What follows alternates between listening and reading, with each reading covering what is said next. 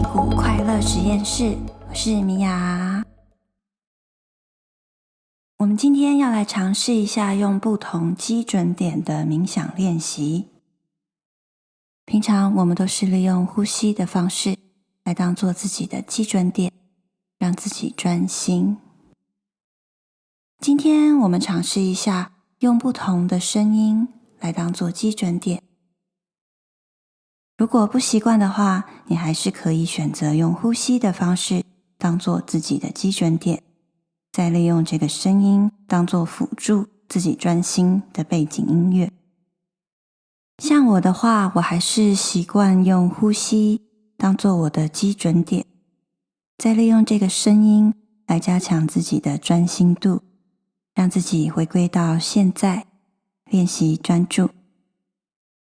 现在就让我们开始吧。请你慢慢闭上眼睛，利用几个深呼吸，放松自己的眼睛、额头、下巴，暂时放下手边的事情，把注意力转移回到自己的身体上。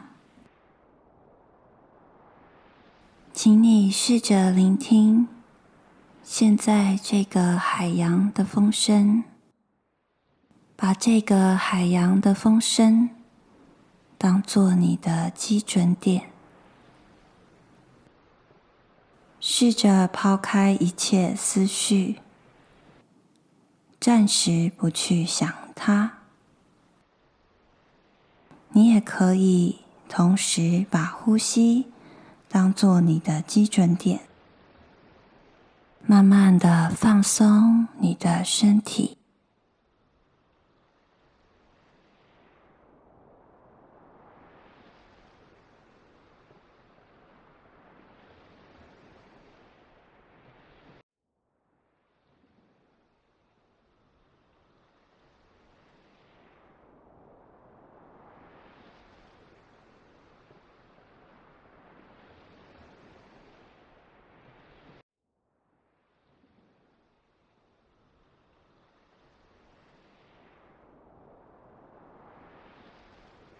最后一次，吸气，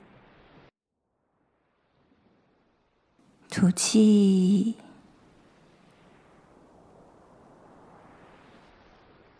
慢慢的张开你的眼睛，感受自己脸部、颈肩和身体的变化。我是米娅，戏骨快乐实验室，我们下次见。